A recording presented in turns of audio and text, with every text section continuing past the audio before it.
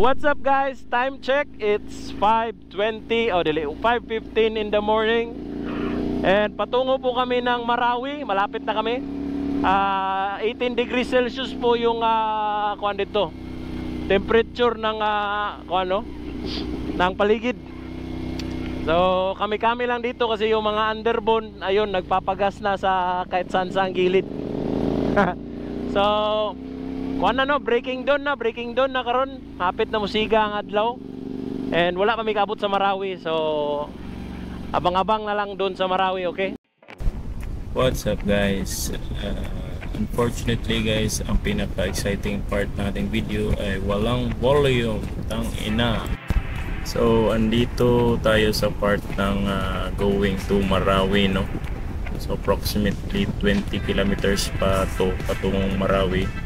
At merong daanan talaga na pinapatag pa yung soil, no? So ayan, tapos kakagaling lang mag-ulan dito sa lugar nila. Ayun, at ako ay napasabak sa ganitong sitwasyon, no, na hindi ko talaga alam kung anong gagawin. So ito yung clip na kinuha ko kang Dwight, no, sa kanyang GoPro. Yung pagkakamutikan ko na talagang masimplang.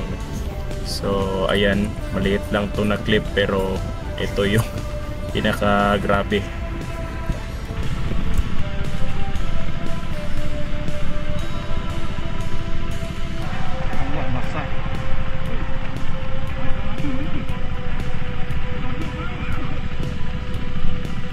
Hinay.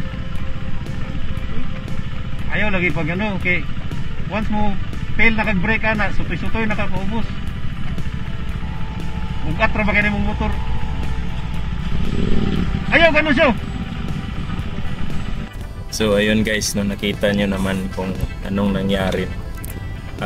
Bale na may napandol ako na parang matigas, tapos napindot na accelerate ko ng konti. Ayun, dumiretso ako sa sa baba, no. So yun, ito grabe na yung kaba ko dito kasi nakaya ko pa yung itayo yung motor ko, no. So luckily ako ay humihinga pa sa state na to, no. Yung mga kasamahan ko sa likod parang nag-reroute dahil ako ay nasa gitna. Yan sila.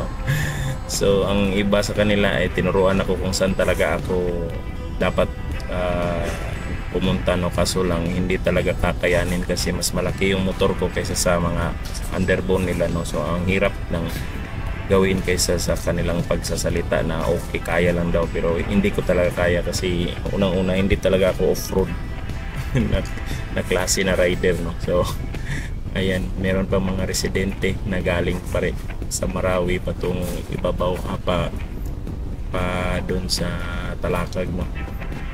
So ayan, napakaputik talaga. Tingnan niyo yung nasa left and right, di ba?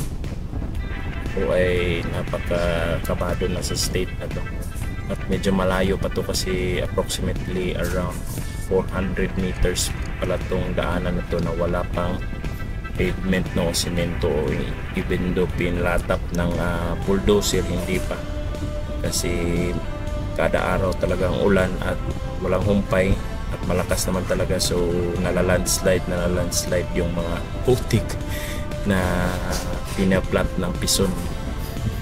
Buti naman talaga yung mga four wheels na sa lubong namin mataas yung pasensya kasi yung sitwasyon ko ay napaka-abala na talaga sa mga motorista, no, at sa mga ibang riders na ayun, ako ay na-stall. Huminto yung makina ko dahil nasobraan ko sa acceleration. Ayan, grabe na talaga to guys. Parang sinasabi ko sa utak ko na ba't naman ako talaga sumali dito. Tangina, pag ako sumimplang dito wala talaga, mahay talaga.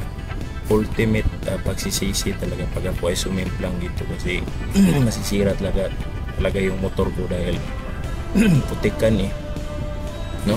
Pero yun, kakayanin pa rin kasi at this point chinicheer na ako ng mga kasamahan ko dahil andun na sila sa may semento na daan. Ako andyan pa rin.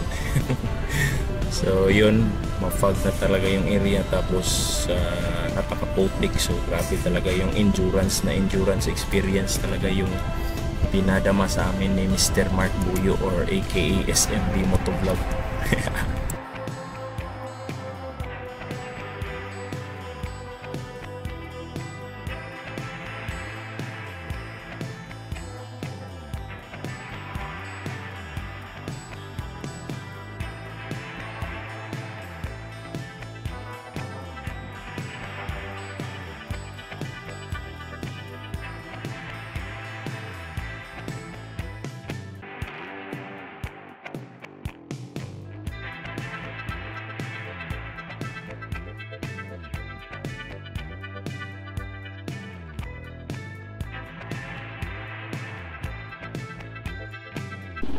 So yun guys, nakita nyo na yung kuhan, di ba? Nakita nyo na yung ganap kanina sa may putikan. So ayun na yung Lake Lanao guys, Magmarawi. So ayun na, nagwawaswasan na naman yung mga kasamahan namin na rider. Kasi kuhan na, yung langit ay kuhan na, hindi na madilim. So kayang-kaya na nila. So eto na po tayo sa ground zero guys. Ito na yung Marawi City ngayon.